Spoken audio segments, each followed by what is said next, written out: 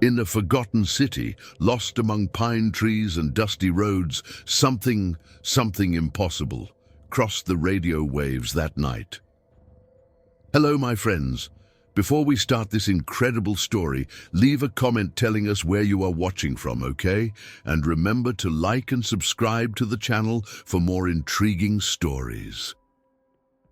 The wind cut through the streets of Hollow Creek like an invisible blade, carrying with it the smell of damp earth and pine trees that surrounded the forgotten small town. In the middle of the United States, it was one of those nights when the absence of movement seemed noisier than any racket.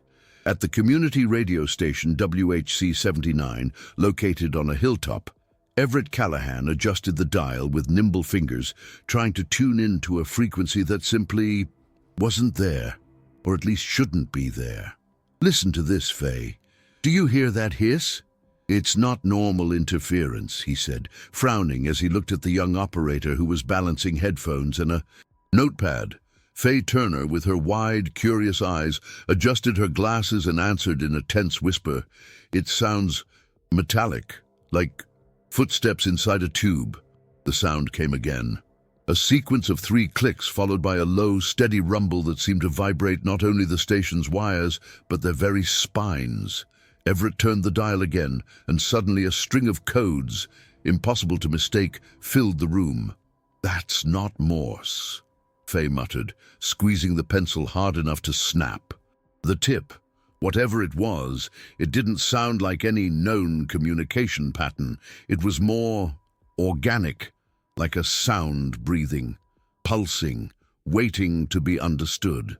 Outside, thunder rumbled, and for a brief moment, the radio lights flickered. "It has to be some kind of military transmission, maybe a government test," Everett suggested, though his own voice betrayed a lack of conviction. But something inside him told him this was different. In that decade, at the height of Cold War paranoia, any strange signal immediately carried the weight of conspiracy theories, satellites, espionage, secret radars. But this sound, it defied any plausible technical explanation. There was no harmonic interference, no echo from nearby stations, just a rhythmic, growing pattern, as if some faceless entity were knocking on the door of his reality. Faye stood up, walked to the station window, and carefully pushed open the shade. Outside, Hollow Creek looked exactly as it always did. Empty, quiet, asleep, under a sky of static stars. And yet she swore the hum wasn't just coming from the speakers. It seemed to reverberate through the floor, the walls, the very air. Do you feel that, Everett? It's not just a sound. It's like a fluttering in your chest. Like something is coming, she whispered, hugging her arms tightly as a growing uneasiness filled every cell in her body. The young man hesitated for a few seconds before making a decision that years later he would describe as the biggest mistake or the biggest success of his life. "Faye, get that tape recorder, and also bring the city's power line map. If that signal is reaching us, maybe others are listening too. And if so, maybe we're not the only ones. Or maybe we're not the target." Then the sound stopped abruptly. A silence so absolute filled the room that the silence itself seemed to have a physical weight. They looked at each other, and for the first time, they understood that they had crossed an invisible boundary. Everett pulled out an old folded map, spreading it out on the table cluttered with cables, microphones, and transmitters. His hands shook slightly as he ran his finger along the lines, representing the area's power lines, phone lines, and transmission towers. If that sound came in here, it could have come from other places. Maybe someone else picked it up. We need to find out. Faye nodded, her eyes moving along the crooked lines of the paper until they landed on a single spot marked Old Relay Tower 4A, which had been decommissioned since 1947. What if it came from there? She asked, her voice almost broken. A strange, static-laden breeze seemed to pass through the room at that moment. The lights flickered a second time, but this time something else happened. All of the radio equipment, all of it, emitted a short popping sound simultaneously, as if it had been hit by an invisible overload. A strong smell of ozone filled the room, and for a brief moment, a high-pitched, distorted sound came from the dead channel, a sound that sounded like a voice that was extremely distant, fragmented, but undeniably human, or almost. "You shouldn't listen." And then silence. Instant terror made Faye take 2 steps back, knocking a stack of magnetic tapes to the floor. "My God, did you hear that?" she screamed, as Everett tried futilely to adjust the gain controls, hoping it was some kind of technical glitch. But it wasn't. The frequency was dead, clean, with no sign of a return. "This doesn't make sense. This just doesn't make sense," she screamed, pounding the table, staring at the dials that were now all at 0, as if they had never picked up anything at all. Without waiting, Faye picked up the radio phone and dialed the local switchboard, but not a single chirp answered. Just silence. No line, no tone, no interference. Hollow Creek seemed to have been disconnected from the world. "I think we're alone in this, Everett," she said, her voice now carrying not only fear, but a strange sadness, as if she instinctively knew that this night was about to tear the boundaries of reality apart. The silence that followed felt alive, pulsing, as if it were breathing within the walls of the station. Everett ran his hands through his hair, his eyes fixed on the equipment table, as if he expected everything to suddenly come back on. But nothing. The radio, the phone, even the digital clocks on the table, they were all dead. "This isn't a normal power outage," he murmured, and as he said it, he realized that even the usual sounds of the city, distant engines, barking, crickets, had disappeared. Hollow Creek was plunged into an unnatural silence, a silence that, for some reason, felt observed. Faye looked out the window again. The sky was incredibly clear, but something seemed wrong. The stars were flickering strangely. They didn't twinkle like they normally did, but they were pulsing, as if they were reacting to something. She squinted and noticed a faint light on the horizon. It wasn't a star or a plane or a lighthouse. It was still. And worse, it seemed to be emitting a luminous oscillation that she couldn't explain. "Everett, look at that!" She pointed, unable to take her eyes off it. The boy came closer, swallowing hard. "No, that's not normal."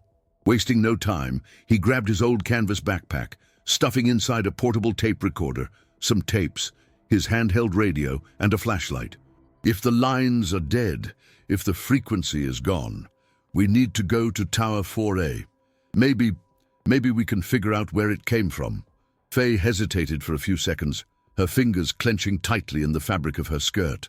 Rationality screamed at her to stay, but something else, an invisible thread of curiosity, fear, and a strange sense of inevitability, pulled her to follow. I'll go with you." They hurried out, crossing the radio station's small gravel parking lot, lit only by the dim moonlight, and the strange, distant pulse that stubbornly refused to fade from the horizon. As they walked along the dirt road, they both noticed an uncomfortable absence of life. No sounds of crickets, no wind in the trees, no cars passing by on the highway. It was as if Hollow Creek had been removed from the world, placed inside a bubble, or worse, as if the entire world had simply ceased to exist around them. "You realize that, don't you?" Faye whispered, squeezing Everett's arm as they walked. "It's not just the sound. It's like everything's been turned off." Everett squeezed her hand, more out of necessity than comfort. "Yeah, and the worst part, Faye, is I don't think it's a defect. I think that's exactly what it wants." In the distance, a brief flash of light split the sky, followed by a low crack. Not thunder, not an airplane. It was a dense, low-pitched sound that sounded more like the roar of something gigantic, hidden beyond the reach of the eye. The road to Tower 4A was old, almost forgotten, with trails covered in leaves and broken branches. Tall grass took over the edges of the path, and the strong smell of wet earth mixed with something metallic made the air heavier with each step. Faye's hands trembled, holding the flashlight, which stubbornly failed, blinking at intervals that did not seem random. It's not possible. It's as if something is interfering even with this, she whispered, pressing her body against Everett, who walked steadily, although his own eyes betrayed the growing fear. As they rounded the last bend, the old relay tower loomed before them, a rusty structure nearly 60 feet high, its crooked shafts pointing skyward like the bones of a fallen giant. Even when it was turned off, the tower vibrated. They both felt at the same moment a pressure in their ears, as if they were climbing an invisible mountain. And then, without warning, the portable radio in Everett's pocket crackled. It wasn't a transmission. It wasn't a voice. It was a wet, discordant sound that sounded like footsteps. No, not footsteps. Something shuffling. Something breathing unevenly, as if struggling to exist. Faye's grip on Everett's arm was so tight she nearly cut off his circulation. "Did you hear that?" she stammered.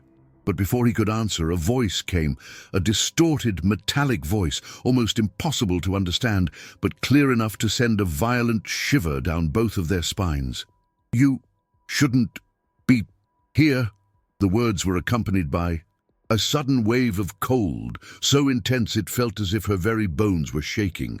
Faye's flashlight went out, and for an eternal moment, everything went black.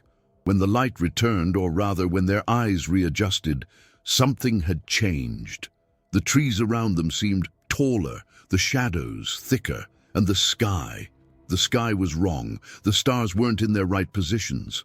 Some were gone, others had appeared, as if they were somehow looking at a different part of the universe, or perhaps a distorted version of the world itself. Everett took a deep breath, trying to maintain his composure as he pulled Faye behind a broken concrete structure. "Faye, something is here, and it's very close." A guttural, indescribable sound reverberated through the branches. Not animal, not machine. It was something prior, something that had no equivalent in human understanding. A sound that seemed to encapsulate all the unspoken words, all the ancestral fears, all of humanity's repressed memory of what lives in the cracks of reality.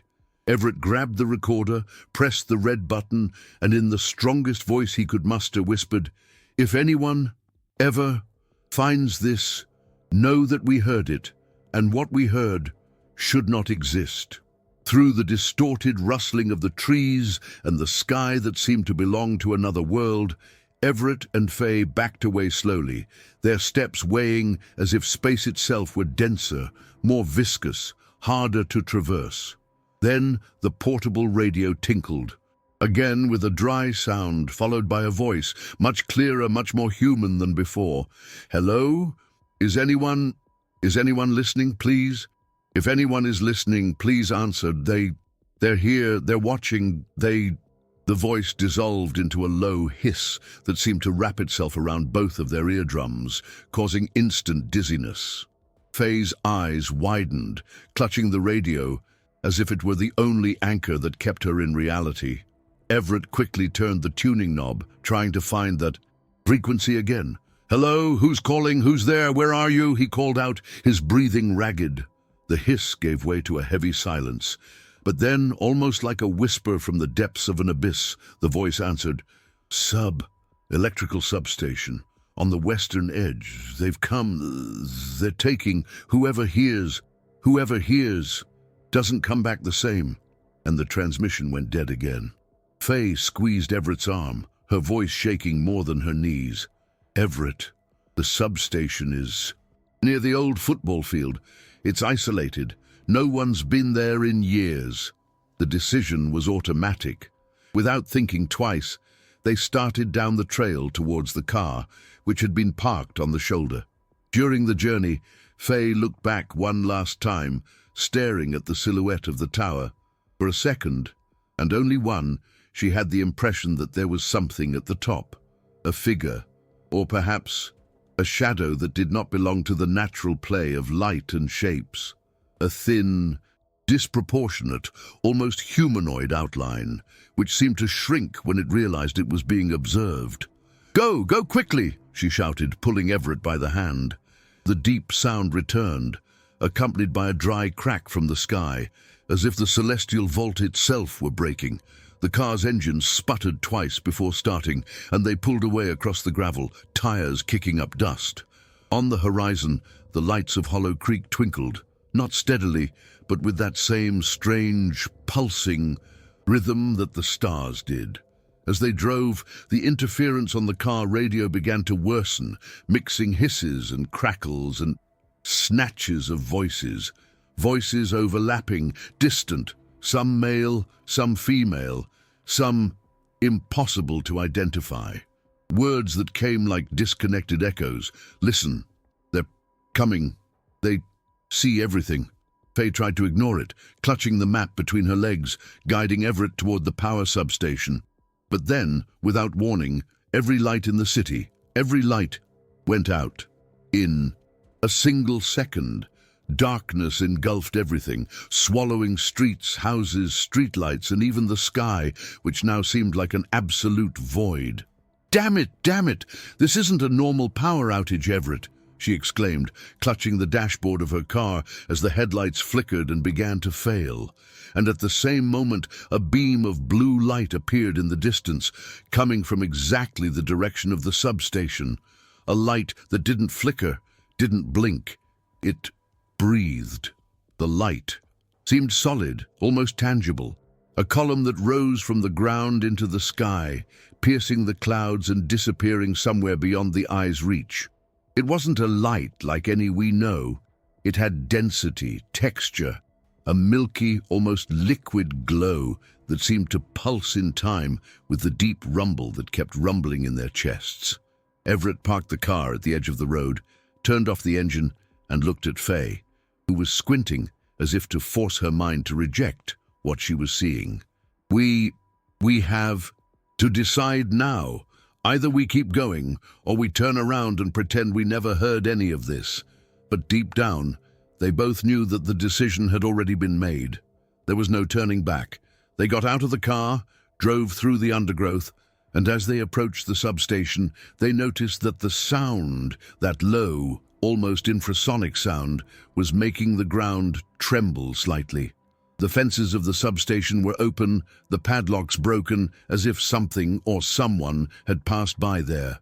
All around, the smell was strange. It wasn't burning nor ozone, it was something different. A metallic smell mixed with something organic, hard to describe, like rusty iron and rotting flowers. In the center of the lot, one of the power towers had completely fallen over, as if something gigantic had ripped the structure out of the ground.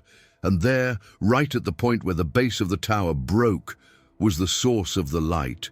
It wasn't a lamp, nor a human piece of equipment. It was something floating 1/2 meter above the ground, a kind of translucent sphere with a liquid surface that seemed to contain, or be made of, space.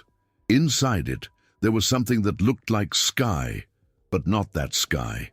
They were unknown constellations, nebulae that didn't exist on any star map, and in the background shapes that moved.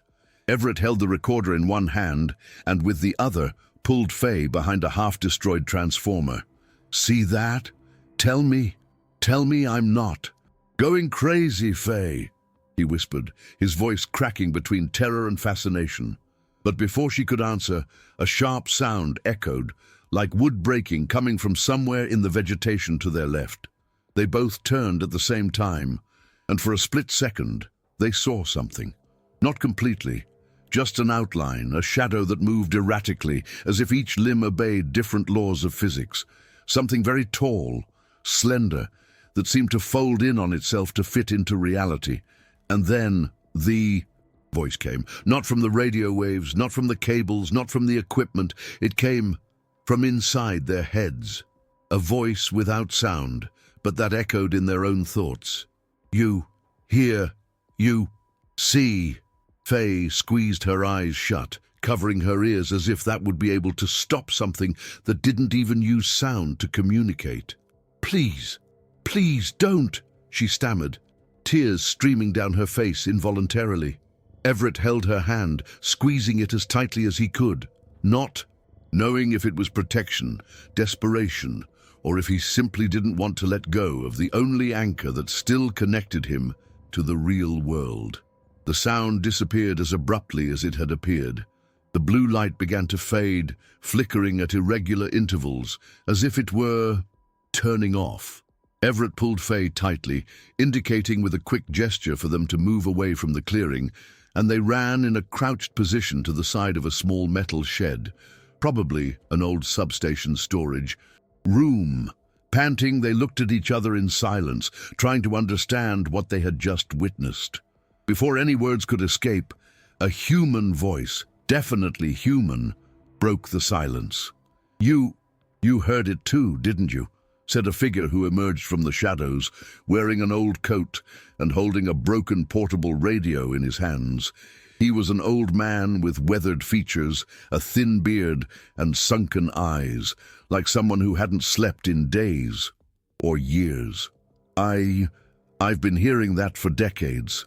But today it's different. It's louder, it's closer," he said, looking uneasily at the sky, as if expecting something to fall from there at any moment.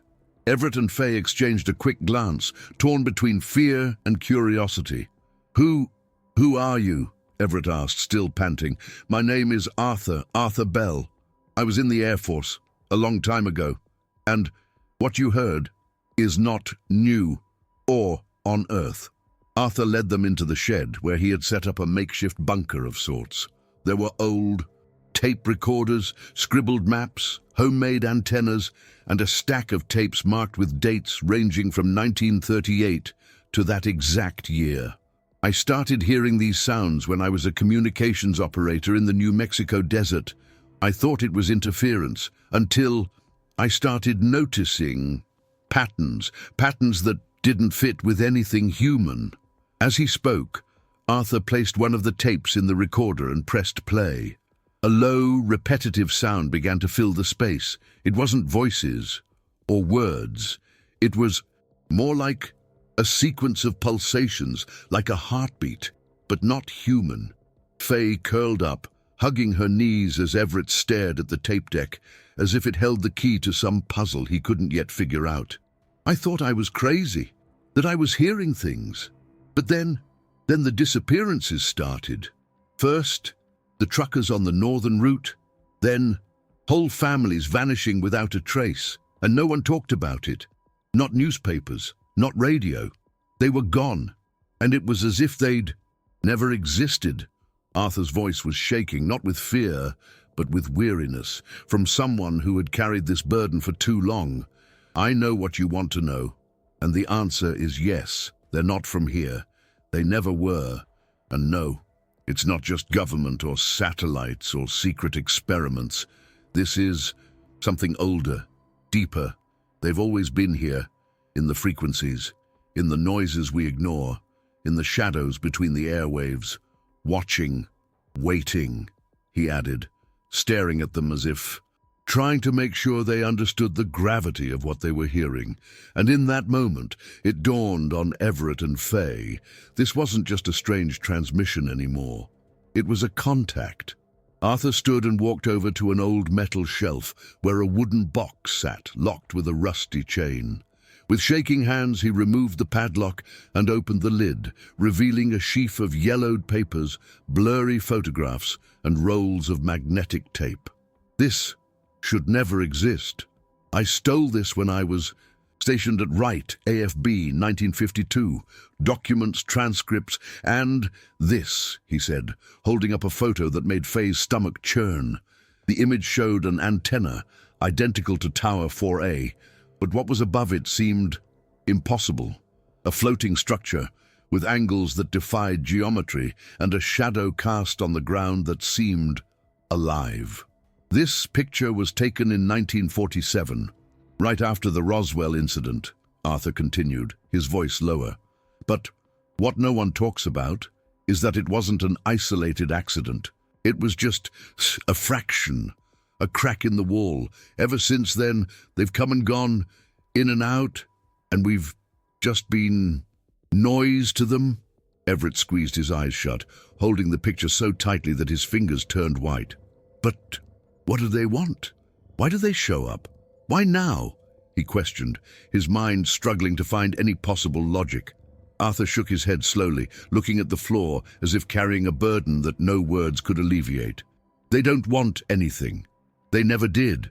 They watch, record, maybe study, or maybe they just exist in parallel, waiting for us to notice or not. And when someone notices, sometimes they take it away. The silence that followed was almost deafening. Only the ticking of an old clock broke the vacuum, while Faye held back tears, trying unsuccessfully to process it all. She looked at Everett, searching for some sign of comfort, but found only her own fearful reflection. "There's one more thing." Arthur bent down, pulling out a drawer hidden beneath the rotting wooden floor. From it, he pulled out a small circular metal object the size of a dinner plate, engraved with inscriptions that resembled no known language, intersecting lines, spirals, fractals that seemed to move when viewed directly. This fell out of one of the lights in 1954. They left it, or lost it, or maybe it was intentional. Everett held the object between his fingertips, feeling an instant chill run through his hand. It was as if the metal breathed. Suddenly, all the radios, including the broken ones, started working again at once. A wave of static filled the air, followed by a sequence of sounds that could not be mistaken for anything earthly. They were voices, but not linear nor human, overlapping, displaced. Each one seemed to come from a different direction, from above, from under the ground, from inside one's own head, and they all said at the same time, "Listen, listen, listen." Then the sound cut off, and absolute silence returned, as if someone had simply turned off the universe. The sound stopped so abruptly that the silence that followed felt like a punch to the chest. Arthur stood up shakily, staring at the radios, as if waiting for something or someone to speak again. "It's always like this," he murmured. "They come, leave the warning, and then disappear. But this time it's different. It's closer. It's more intense." Everett looked at Faye, his eyes wide, feeling that they were no longer just documenting a mystery. Now they were inside it. "Arthur, if this is happening, what exactly is going to happen to us?" he asked, trying to keep his voice steady, but it was cracked with rising anxiety. Arthur walked over to the table, pulled out a notebook, and quickly scribbled on a map of Hollow Creek. With the tip of his pencil, he marked 3 points: the tower, the substation, and the old baseball field, a secluded area on the outskirts of town where families used to gather decades ago. I don't know why, but whenever the signals get stronger, whenever they come, that's where they go. I don't know if it's a meeting place, a window, or a door, but that's where. Everett squinted, trying to process it. A door. To where? He asked, even though he knew deep down that he didn't want the answer. Faye grabbed Everett's hand, squeezing it so tightly her fingers turned pale. "Whatever it is, if it's happening now, we need to see it. We need to record it. Record it. All. Show that this is real," she said, looking directly at Arthur. The old man nodded slowly. "I won't. I can't. I've been there before. I've seen things. I've spent my life trying to forget. But you guys, if you go, don't go alone. Take this." She handed Everett an old military radio with a much longer range than portable ones. "If anything goes wrong, try calling me. Or maybe it's the other way around. Maybe I'll hear you, even if you're not here anymore." Without another word, Everett and Faye left the shed. The sky looked even more wrong. The stars weren't just pulsing. They were moving slowly, as if some gravitational force were pulling them toward a specific point on the horizon. In the distance, the same blue light from before was beginning to appear again, coming from the exact direction of the old baseball field. With each step, the low sound returned, not in their ears, but in their chest. in their ribs, in their bones, a buzzing that seemed to want to dislodge their very soul from their body. "Do you feel?" Faye whispered. Everett just nodded, squeezing her hand tighter. The field appeared before them, like a scene ripped from a distorted dream. The bleachers were rusted. The grass was overgrown with tall weeds, and right in the center, a circular opening in the ground. It hadn't been there before. They were sure of that. It looked like a rip, a crack in reality itself, from which the light emanated. And around the opening were them. Tall, thin shapes moving impossibly, bending at angles that shouldn't exist. Their bodies were almost transparent, as if out of phase, not quite in this world. And above, hovering in the sky, a colossal structure, formless, seemingly watching. Everett pulled out the tape recorder, pressing the record button with trembling fingers, while Faye held the military radio, straining for any signal, any voice, anything that would explain, or at least document, what they were seeing. The sound that filled the room wasn't really sound. It was more awareness, a kind of vibration that came not through the ears, but through the mind, through the gut, as if every cell in the body were being tuned to a frequency that wasn't of this world. The structure above them pulsed, and with each pulse the ground shook, not physically, but existentially, as if reality itself were crumbling at the edges. The shapes began to move, slowly, gliding around the opening in the floor. There were no footsteps. There was no friction. Their bodies simply glided over the matter, as if it offered no resistance. One of the entities stopped, or rather seemed to focus, directly on Faye. And for a second that seemed like an eternity, she felt everything. Images, sounds, memories that were not hers invaded her mind, cities that no longer existed, stars that could never be seen from Earth, sounds of distant worlds, and deep within it all, one constant, the knowledge that they had always been there, and always would be, watching. Everett held Faye as he felt her begin to weaken, as if her body were becoming less dense, less real. "Faye, look at me. Stay with me," he shouted, shaking her hard. She blinked several times, breathing heavily, and the shapes slowly receded, returning their attention to the opening, and then something began to emerge from it. It wasn't a ship, nor a machine. It was hard to describe. A blur, a distortion, something that seemed to be made of space itself, bending light, time, and even thoughts around it. Everything vibrated, everything spun, everything fell apart. The military radio began to crackle, and through the static, Arthur's voice came, desperate. "Get out of there! Get out now! They're opening! You can't stay there when—" But the voice was lost in a crack so loud it made them both fall to their knees. The sky ripped open, literally. A bright crack cut across the horizon, and through it they could see stars. But not the stars of our sky. They were different. Red, bigger, closer, and behind them shadows, shadows that moved, shadows that watched. And in that moment, Everett realized there was no turning back. Faye held his hand, her eyes watering, her body shaking. "Whatever it is, if we get through, let it be together," she whispered. And in that exact second, the crack opened wide, emitting a light so bright, so violent, that it swallowed everything. Sound disappeared. Gravity disappeared. The world simply ceased to exist. And in the last flash of consciousness, Everett and Faye understood this had never been about them.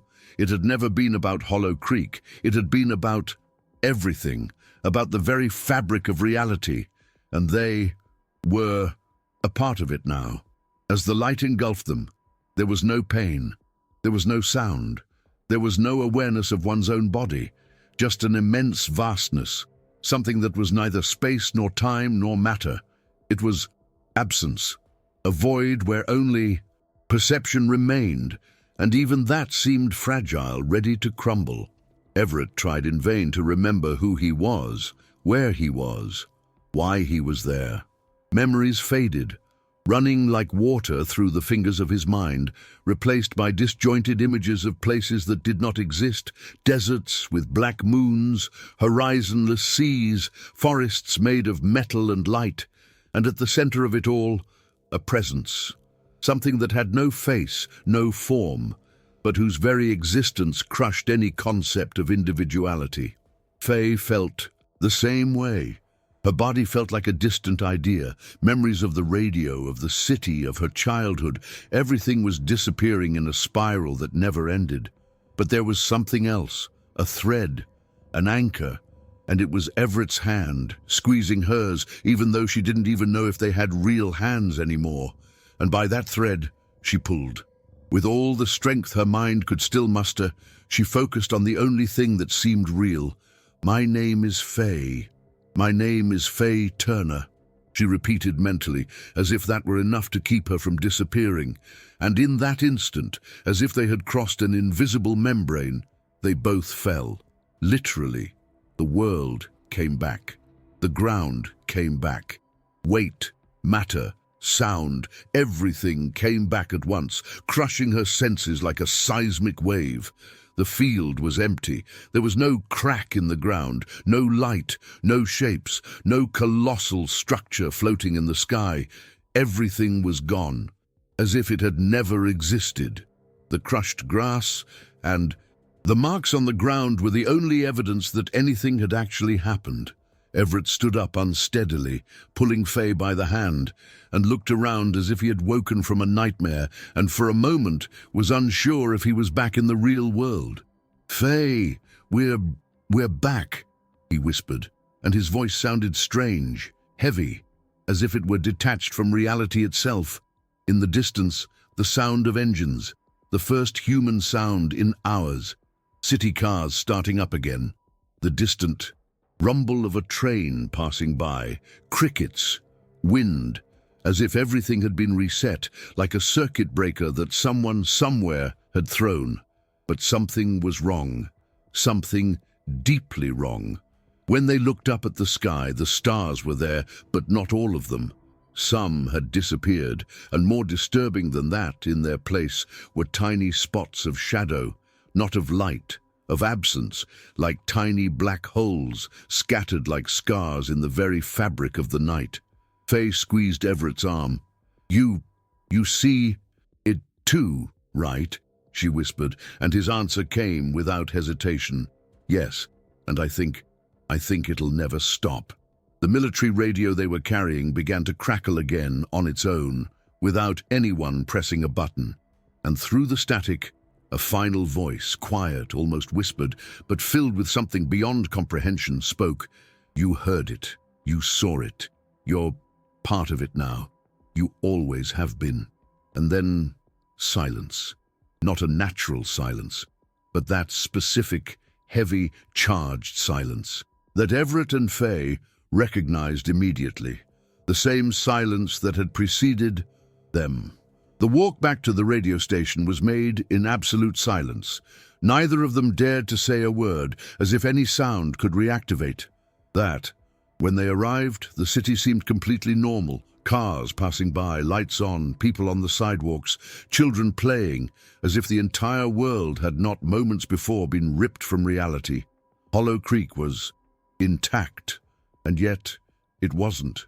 Everything seemed slightly out of focus, as if the world were an old photograph with burnt corners and an invisible shadow crossing the lens. Back at the station, they found everything exactly as they had left it. Microphones on, dashboard lights on, the clock showing exactly the minute they had left, as if time had not passed. Everett looked at Faye, and for the first time, he noticed that her eyes were different, deeper, thicker, as if they held something now that shouldn't be there. She sensed the same in him, and without saying a word, they both knew that nothing would ever be the same again, because once you hear, once you see, there is no unseeing. Everett turned on the broadcast microphone, adjusted the volume, and took a deep breath. "Good evening, Hollow Creek, if that still matters," he said, his voice shaky, almost dehumanized. On the other end, the listeners, if there were any, would only hear hiss, but amidst that hiss, hidden in the waves, in the frequencies, in the invisible, cracks of sound, something responded, not with words, not with language, but with presence. A faint, almost imperceptible vibration that anyone could mistake for interference, but it wasn't. It never was. Arthur was never seen again. His shed, his files, the tapes, everything, he was simply gone. As if he had never existed, as if he were an implanted memory, erased the moment you tried to prove it. And the city, well, the city moved on. Because that's what cities do. They forget. They bury. They pretend they didn't see, didn't hear. But Everett and Fay, they knew. They knew that above the streets, the houses, the people going about their lives, there was something, watching, waiting, always present, between the sound and the silence. That night and every night that followed, every time the wind blew differently, every time a radio crackled for no reason, every time the lights flickered, they knew. They knew that the stars were no longer alone in the sky. And maybe they never had been. The only thing left now was to keep listening, because, after all, they were listening too. If you like this story, leave a like, subscribe to the channel, and activate notifications so you don't miss future content. See you later.